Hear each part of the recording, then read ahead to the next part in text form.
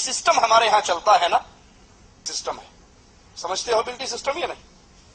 یہاں سے railway station پہ سامان بک کروا دیا دلی سے،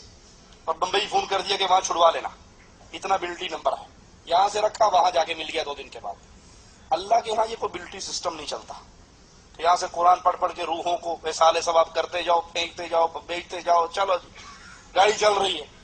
اگر یہ بلٹی سسٹم ہوتا، امیر آدمی جیت جاتے، غریب کا بیڑا غرق ہو جاتا۔ یہ ہوتا ہے کہ جی کسی کے نام کی ایک سورہ فاتحہ نہیں بلکہ کسی کے نام کی فاتحہ دے دی،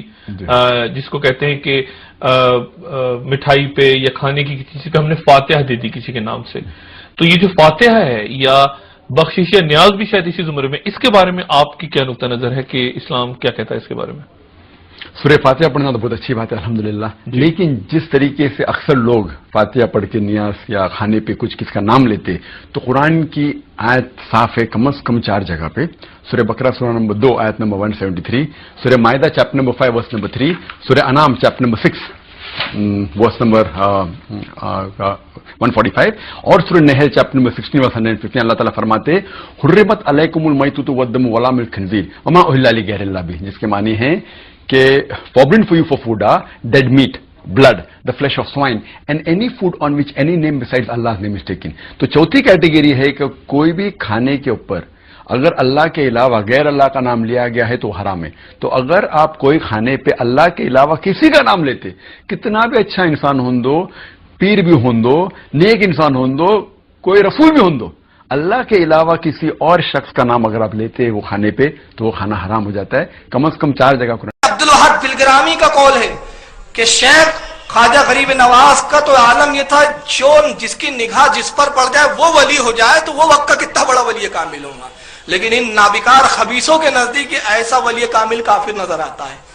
آئیے اب تیسری اور ایک میں کتاب دکھا رہا ہوں آپ کو اس کے بعد، یہ آئیے القول الجمیل۔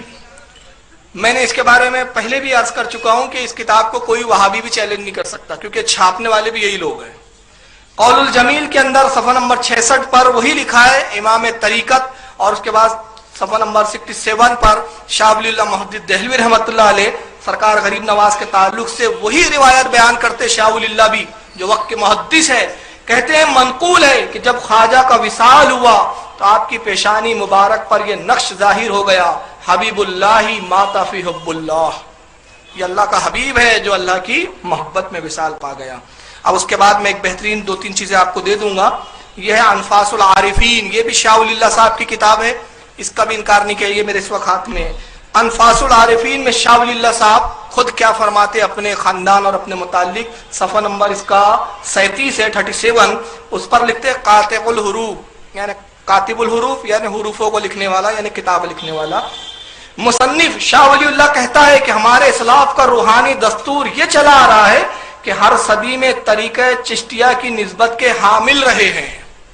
کہتے ہیں ہمارا پورا خاندان جو ہے وہ سلسلے چشتیہ میں رہا ہے، تو اگر شاہ حضرت غریب نواز معاذ اللہ کافر ہے تو ہمت ہو تو شاہ ولی اللہ کو کافر کہہ کر بتاؤ،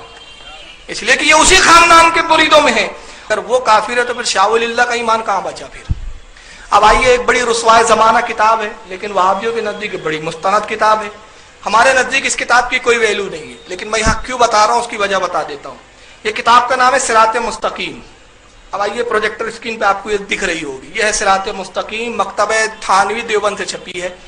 اس کتاب میں لکھنے والے مولوی اسماعیل دہلوی ہے، شاہ ولی اللہ کے پوتے،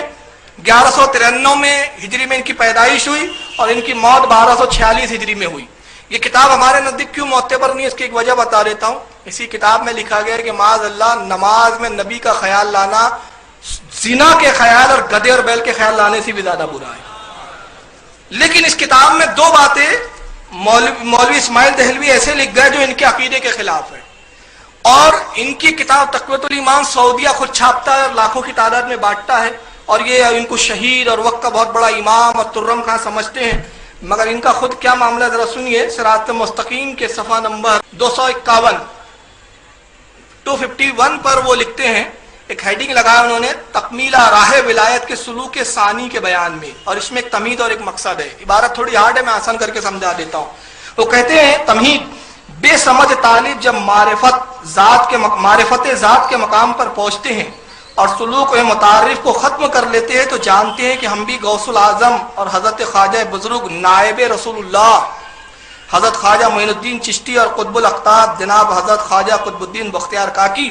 اور پیشوائے شریعت و طریقت حضرت خواجہ بہاؤالدین نقشبندی اور حضرت امام ربانی قیوم زمانی حضرت شیخ احمد مجدد الفسانی وغیرہ ہم قدس اللہ اسرارہم اجمعین جیسے بڑے بڑے اولیاء اللہ کے ہم پایا اور ہم مقام ہو گئے ہیں، یہ سری غلطی نہایت ہی برا عقیدہ ہے۔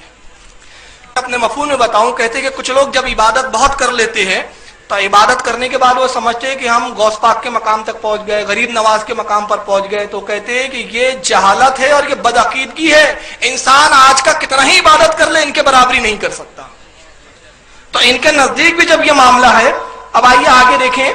اسی صراط مستقیم میں انہوں نے ایک بات اور کیا لکھی، ذرا سنیے۔ دیکھیے یہ کتاب کا صفحہ نمبر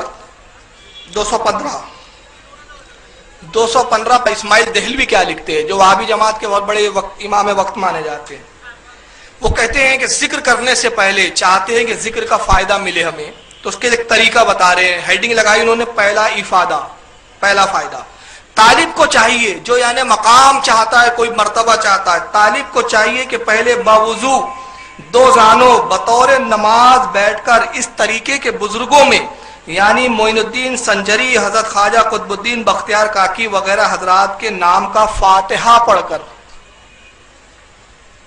سمجھ رہے ہیں آپ، مقام چاہیے تو پہلے کیا کریں،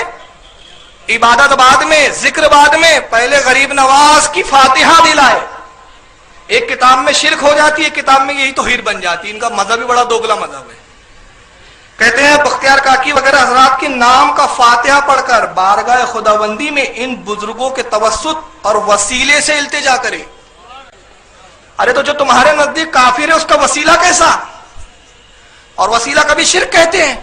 اور ابھی مقام و مرتبے کی ضرورت پڑ گئی تو غریب نواز کا وسیلہ، تو معلوم ہو گیا کہ یہ بھی جانتے ہیں کہ مقام چاہیے تو غریب نواز کے وسیلے کے بغیر چارہ ہی نہیں ہے، انہیں بھی سمجھ میں آتا ہے۔ کہتے ہیں کہ ان کا وسیلے سے التجا کرے، نیاز اور بے انداز اور زاری بے شماری کے ساتھ اپنے کام کے فتح یاب کے لیے دعا کر گئی، اور اس کے بعد پھر اس ذکر کا انہوں نے طریقہ بتایا۔ چنانچہ یہ شاہ اسماعیل دہلوی صاحب بھی جو ہے لکھ رہے ہیں کہ جو سرکار غریب نواز کی فاتحہ دے، تو اس کا مطلب یہ ہوا کہ تو ان کے مولوی کے نزدیک تو وہ تو صاحب فاتحہ کے لائق ہے اور وسیلے کے لائق ہے،